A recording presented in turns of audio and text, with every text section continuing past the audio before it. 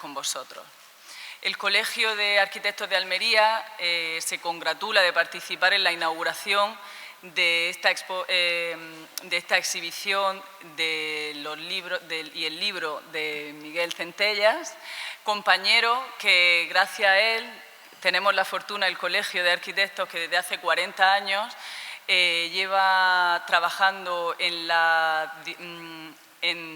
toda una labor de divulgación de la arquitectura de la provincia y por medio de publicaciones, exposiciones, ciclos de conferencias, que además cabe destacar que hemos recuperado después de 13 años los ciclos anuales de conferencias del Colegio de Arquitectos, que de hecho mañana tenemos una de ellas. Parte de este esfuerzo de investigación y de divulgación es la puesta en valor de los ejemplos de la buena urbanización y ejemplos de arquitectura contemporánea de la provincia, como son estos pueblos de colonización de Almería.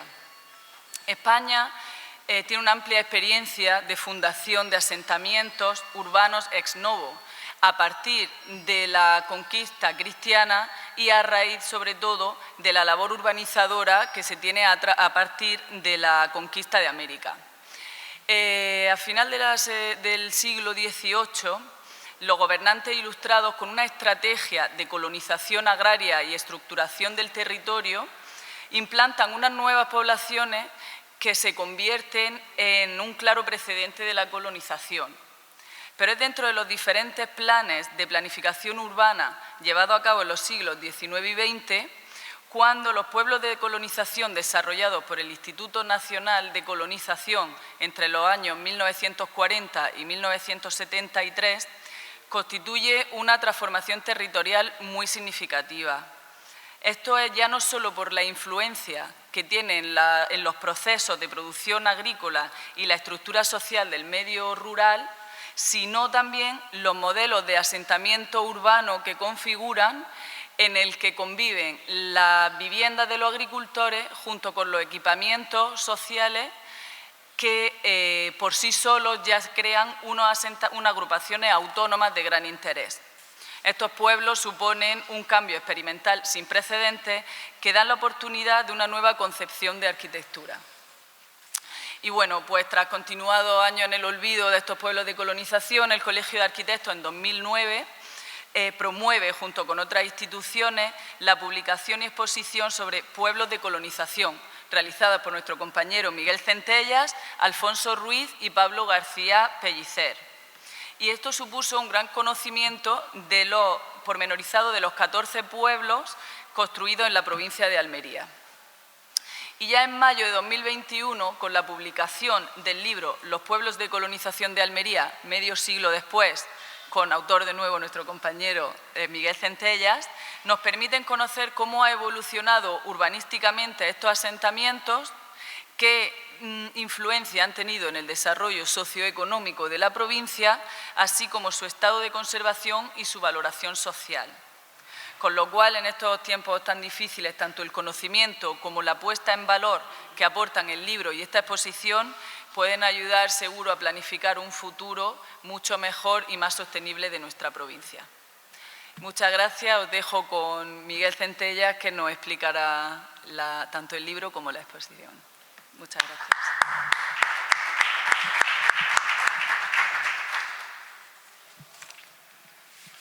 Muchas gracias, Adelina. En primer lugar, quiero agradecer al Ayuntamiento de Níjar y en especial a su alcaldesa Esperanza Pérez, que en la primera reunión que tuvimos en el Ayuntamiento, sin pensar solo 2 veces, dijo que iban a colaborar en este trabajo de investigación y en la exposición y en el libro. Otros ayuntamientos nos dijeron que sí, nos dieron largas, pero me acuerdo perfectamente que la primera reunión que tuvimos arriba en la sede, en el ayuntamiento, ya fue una apuesta positiva a colaborar con el Colegio de Arquitectos. Creo que es un hecho importante que 13 años después, más o menos, desde que se inauguró también aquí la exposición anterior del año 2009. Aquella exposición prácticamente solo estuvo, creo que fue en Níjar y en Vícar.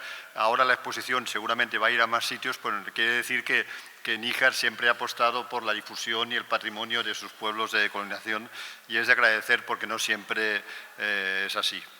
También quiero agradecer a Miguel Fernández, nuestro secretario técnico, que gestionó la mayoría de los datos de población que aparecen en el libro, y a José Díaz, que era el anterior decano, que en el verano del 2019 localizó y descargó las ortofotos del vuelo americano, las del vuelo interministerial y las fotografías básicas en color de Andalucía 2010-2011, que son las que han servido de base para las fotografías que han servido de montaje del panel y del libro, que ahora explicaré brevemente. Desde el 2009 hasta ahora, en estos 12 años, prácticamente se ha estudiado casi toda España. En España hay unos 300 pueblos de colonización, en Andalucía hay unos 100, en Extremadura hay 60, en el Ebro hay unos 40 y el resto están dispersos por 27 provincias españolas. Cuando hicimos el libro del 2009 faltaban bastantes zonas por estudiar, el Aragón no estaba estudiado, el Duero tampoco. Ahora, básicamente a través de tesis doctorales, creo que se ha llegado a hacer un estudio bastante completo, y yo me atrevería a decir que el estudio y la importancia, más que el estudio, la importancia de los 300 pueblos de colonización que se hicieron en España ya ha traspasado nuestras fronteras, que esto para mí es un hecho bastante importante. La última vez que estuve en el archivo del Instituto Nacional de Colonización en Madrid fue en noviembre del 2019, poco antes de la pandemia. Me indicaron las personas allí responsables que había investigadores portugueses que se estaban interesando por los pueblos de colonización españoles, ¿no? Hace un par de años, o sea, en el 20, recibí un correo electrónico de la Universidad de Miami, Estados Unidos, solicitando autorización para publicar algún material que había incluido en el libro que había desarrollado en mi tesis doctoral sobre el arquitecto José Luis Fernández del Amo, que fue el autor de Campo Hermoso. Digo, desde Miami me solicitaron este material. Y el año pasado, un arquitecto ingeniero de la escuela de arquitectura más importante de Holanda, la Universidad de Delft, hizo un trabajo sobre los pueblos de colonización, tratando básicamente los arquitectos más conocidos, que son Alejandro de la Sota, Corrales y José Luis Fernández del Amo. Con lo cual, que desde diferentes lugares de Europa se estén interesando por los pueblos de colonización, quiere decir que esto ya realmente hay que tomárselo como muy en serio, y lo digo desde un punto de vista de valor patrimonial y de protección. Es un tema muy difícil, pero quiere decir que si se está estudiando desde fuera de nuestras fronteras es porque realmente el motivo merece la pena. En noviembre de 2018, en el Colegio de Arquitectos de Almería, programando un poco las actividades que se iban a hacer en el 19 y en el 20, tuvimos una reunión para ver un poco qué actividades podíamos hacer. Como ha dicho Adelina muy bien, el Colegio de Arquitectos había tenido una cierta trascendencia a nivel nacional con los ciclos de conferencias. En aquel momento estaban paradas y, como ahora ha dicho ella, hemos vuelto a recuperar las conferencias, y previamente pues decidimos que a ver qué podíamos hacer para seguir divulgando el patrimonio de nuestra provincia. Cuando hablamos de los pueblos de colonización, el libro del 2009 lo que hacía era recoger documentación de los pueblos en su estado original, con fotografías aéreas, documentación de los pueblos, pero sin entrar a valorar cómo se habían desarrollado y cuál era su estado final después de unos cuantos años, ¿no? Entonces, nos pareció importante que prácticamente los pueblos que básicamente se empiezan a construir, es muy difícil poner una fecha concreta, pero de medianos de los 40 hasta los 70, ya han pasado 50 años de la construcción de los últimos pueblos, ¿no? Entonces, pareció importante hacer un estudio que hasta este momento nadie en España ha estudiado qué ha pasado con la evolución de los pueblos una vez han pasado ya como este medio siglo, ¿no? De ahí surgió el título del libro y la exposición Los pueblos de colonización en Almería, medio siglo después, ¿no? Digo que hay muy pocos análisis que estudien qué ha pasado después del momento fundacional de los pueblos. Voy a hacer solo una cita, un poco larga, pero me parece que sitúa mucho lo que estaba pasando en el año 2003.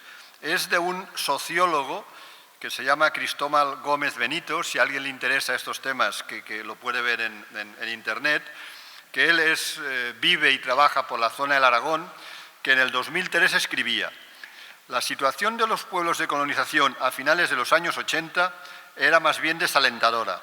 Solamente un 14% de los núcleos estaban inmersos en una dinámica de desarrollo identificable como tal.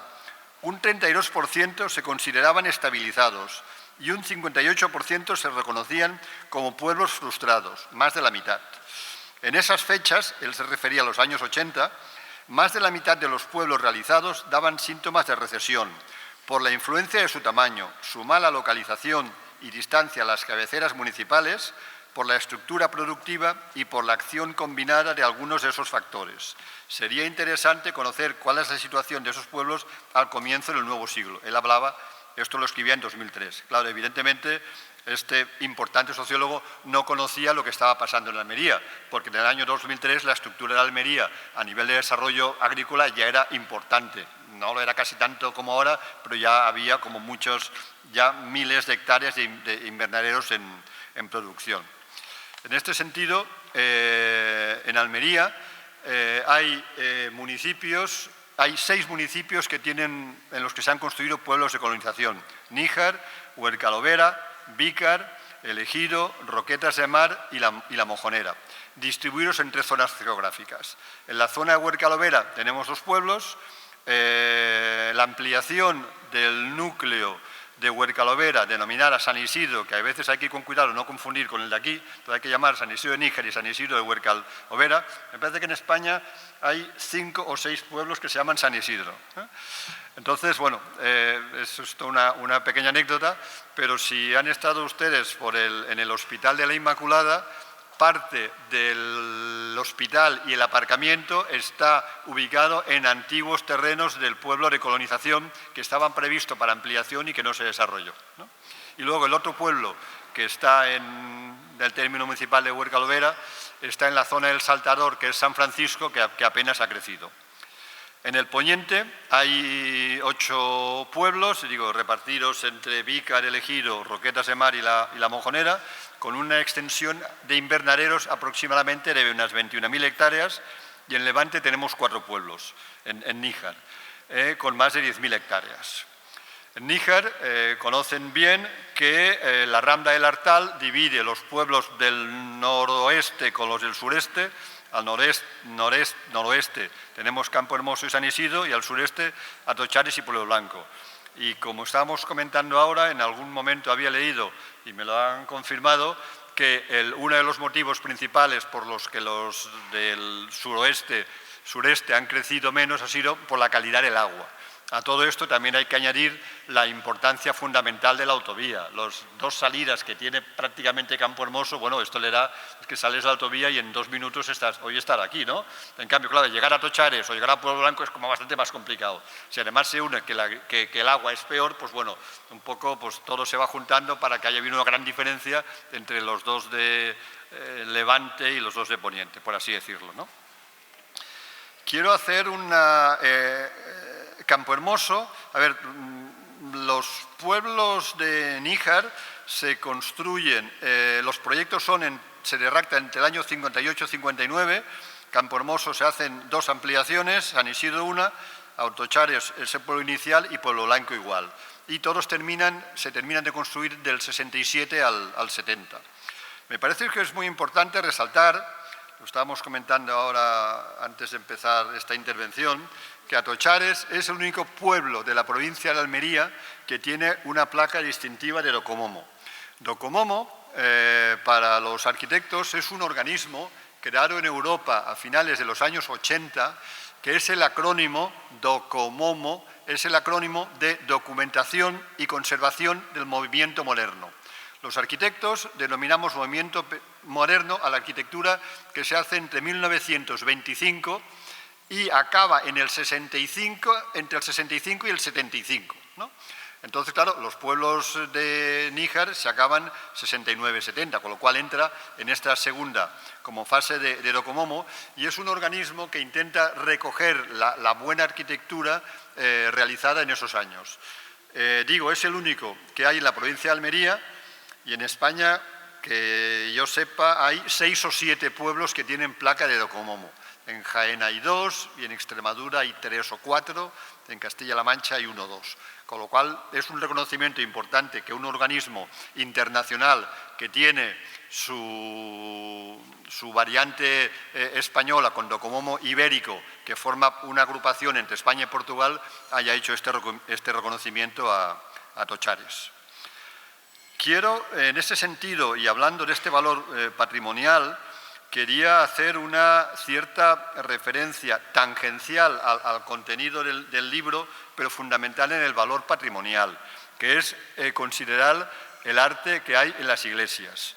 Estaba explicando también ahora que cuando hicimos el libro del 2009 no sabíamos que el mural de teselas de la iglesia de Tochares es de Eduardo Carretero, un artista granadino que se fue a Madrid en los primeros años 50 y que es el mismo autor de la Inmaculada que está en la fachada. Las vidrieras de Pueblo Blanco hemos documentado posteriormente que son de un artista alicantino, Arcadio Blasco, muy importante en el campo de la cerámica, que hizo vidrieras en más de 20 pueblos de colonización, entre ellos Pueblo Blanco. Antonio Hernández Carpe, otro artista alicantino, es el autor de las vidrieras de Campohermoso y Atochares. O, por ejemplo, la pintora Deli Tejera, muy poco conocida en el ámbito de la pintura española, fue una mujer de la ciudad de Toro, en Zamora, que en los años 20 se fue a París, fue amiga de Picasso y que pintó pinturas en 3 pueblos de colonización. Uno en Arroturas, en Jaén, otro en Pueblo Blanco y otro en Las Norias, en el campo de Poniente. Es una pintora muy conocida, bastante valorada y, bueno, creo que hay que poner en valor estas obras de arte que tienen como un valor añadido al propio valor en sí de las obras de arte, ¿no? Paso a comentar ya un poco más la exposición y los contenidos. Si veo que todos tienen el libro en la mano, si se fijan en el título, Los pueblos de colonización en Almería, medio siglo después, y prestan buena atención, se darán cuenta que todas las letras son diferentes. Me refiero, si se fijan en la A, verán que aunque tienen muy parecido, las A's no son iguales. ¿Por qué? Porque está hecho con caligrafía, no está hecho con ordenador. Está hecho con caligrafía y esto surgió que cuando empezamos a preparar el libro quisimos hacer como un pequeño homenaje a esos delineantes anónimos que nadie conoce, conocemos a los arquitectos, pues no solo a los delineantes. Los delineantes es una profesión que ahora con el tema de los ordenadores prácticamente ha desaparecido, pero que en su momento, si los planos no se dibujaban, los pueblos no se podían construir, ¿no?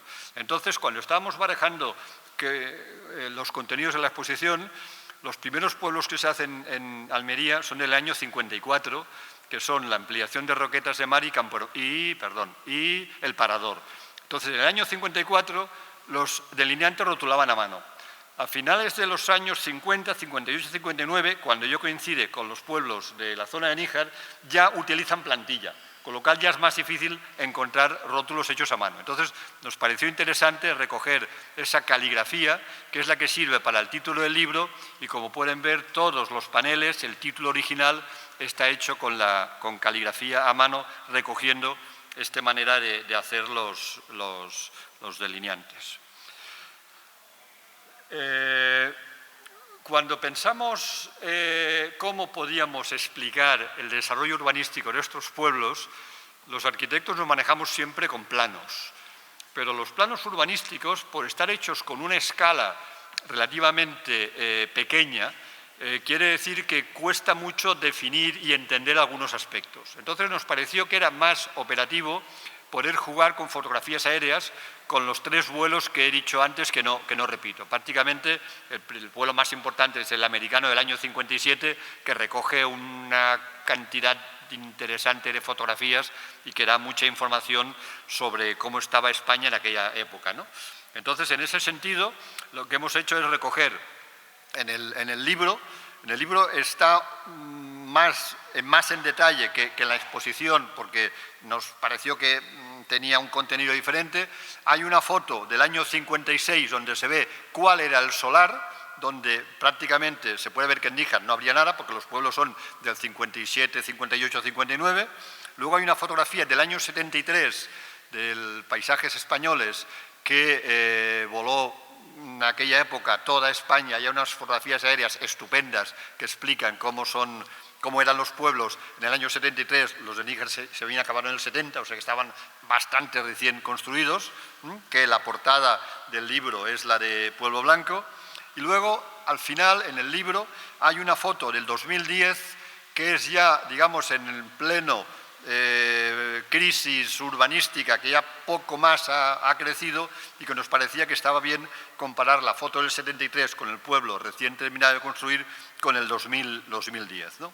Y luego también aparece alguna foto aérea más o menos hecha desde la torre o con algún otro punto de vista que puede explicar cómo estaba el pueblo en una situación posterior. Cuando se empezaron a construir los pueblos, prácticamente no existían normas urbanísticas, ¿no? Los pueblos, hemos dicho que son entre el 45 y el 70. Las normas subsidiarias de ámbito provincial se redactan en 1971, cuando todos los pueblos ya estaban prácticamente construidos, ¿no?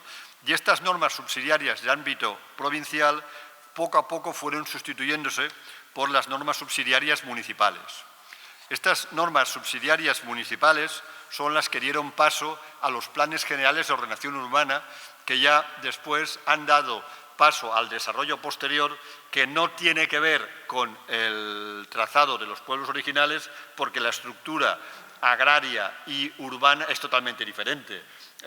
Los pueblos de colonización en general están en parcelas de 600 metros cuadrados, pensadas para agricultores que tenían una vivienda, tenían un patio de 400 metros cuadrados donde había una cuadra, un gallinero, una cochiquera, un pajar, un porche para el cultivo, para el uso agrícola de su vivienda. Claro, en el año 90 el uso ya seguía siendo agrícola, pero la transformación del territorio había cambiado y había aparecido otra nueva figura, que era el tractor.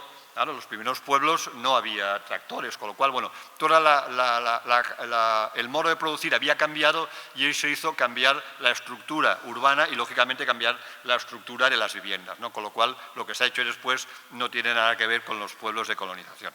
En cuanto al trazado urbano, está bien que los trazados urbanos se siguen manteniendo, y yo creo que animo al Ayuntamiento que en ese sentido pues se siga manteniendo, porque al fin y al cabo acaba siendo la estructura original del pueblo, ¿no?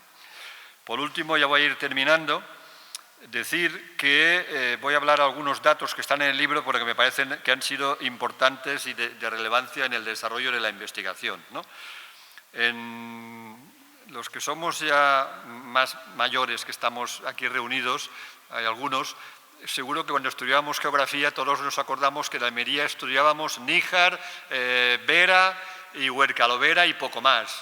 Roquetas no se conocía, El Ejido no existía, ¿no? Entonces Níjar ya era un pueblo importante en aquella época, ¿no?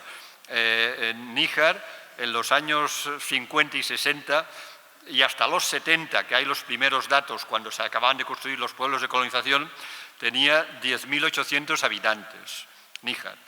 En el año 2018, cuando hicimos el libro, andábamos ya por 30.000 y ahora ya estamos, he visto esta mañana datos de Internet, en 30.600. No sé si está muy actualizado o no, a lo mejor ya estamos en 31.000, ¿no?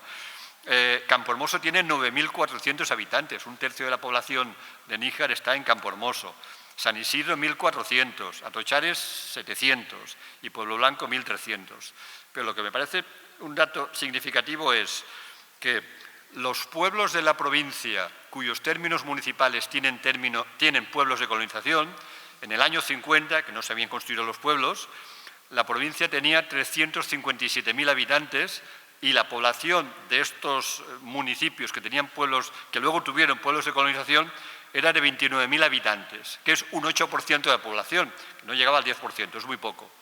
En el año 80, con los pueblos ya prácticamente construidos y desarrollados, la población de la provincia había pasado de 357 a 400.000 habitantes, prácticamente había aumentado a 40.000.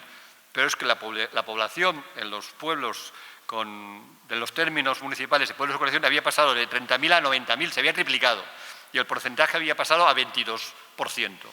Y los datos últimos del 2018, cuando el libro recogimos los datos publicados, este dato, ya solo digo el dato, era del 37%. O sea que del 8% antes de hacer pueblos, los datos ahora que tenemos, y seguro que esto irá subiendo, porque Níjar sube, los pueblos que crecen, ¿cuáles son? Básicamente Níjar, Ejido, Roquetas, que son los que tienen pueblos de colonización. O sea que este dato yo creo que poco a poco irá subiendo. Y nada más, agradecerles su presencia. No sé si es posible o no, oportuno alguna pregunta, alguna cuestión. Yo estoy dispuesto a lo que digan y si no, la alcaldesa cerrará el acto, como queráis. Si queréis preguntar, ahora podéis preguntar. Muy bien.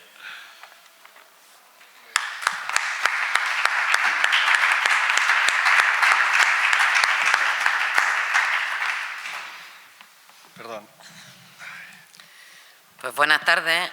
Lo primero que quiero dar las gracias al Colegio de Arquitectos de Almería de que haya venido aquí a Níjar, que nos haya elegido, y más en la Expo Levante, a traer esta exposición, y también darles las gracias por haber hecho el libro, que en este caso es uno de sus miembros, porque tengo que decir que en este momento es muy importante. Él ha comentado que no dudé en decir apoyamos desde el Ayuntamiento. Y es que en este libro se refleja de dónde venimos. No debemos nunca de olvidar nuestras raíces y nuestra historia. Es decir, ahora estamos en una agricultura boyante que vende en Europa, todo gracias al milagro de los invernaderos, y gran parte de ello nos debe de recordar que en el año 54, como bien ha dicho los compañeros que me han precedido, en Níjar no había nada. Había el pueblo de Níjar, que sí tiene una historia bastante importante, y estaba la zona de la costa. Y posteriormente, cuando se instalaron los pueblos de colonización, ha sido duro levantarlo, pero no está tan lejano. Y es bueno que no perdamos nunca las raíces, que queden escritas, porque la historia tiene que estar escrita, la historia tiene que ser investigada por personas con conocimiento, para que no perdamos nunca el norte de dónde venimos, en cuánto espacio de tiempo puedes tener y puedes perder. Es decir, también esto es importante para que sepamos hacia dónde vamos. Cuando uno sabe de dónde viene, evidentemente tendrá más claro el futuro donde quiere llegar o el objetivo donde quiere llegar. Cuando uno se olvida de su historia, tiende a tropezar dos veces en la misma piedra. Por eso no dudé, y menos cuando estamos hablando del mundo de la arquitectura, que hace el diseño de lo que conocemos y de toda la historia prácticamente de todos los pueblos. La arquitectura que hay en un territorio marca la historia de ese territorio. Mirad, os pongo un ejemplo. Níjar es un municipio distinto a cualquier otro municipio. ¿Por qué? Porque más que un pueblo, son 22 pueblos juntos. Y de esos 22, 4 vienen de colonización. Entonces la historia también te la marca el diseño en el que arquitectónicamente se reflejó esos núcleos urbanos y se implantaron en un territorio. Por eso somos singulares, somos distintos. Como bien ha dicho él, si habláis de Níjar, hablamos de 4 pueblos de colonización. El resto no tienen 4. Quizás por eso somos distintos. Tiene una explicación. Muchos preguntan ¿por qué sois distintos? Pues porque las implantaciones urbanas que se produjeron en nuestro territorio hicieron que fuéramos así.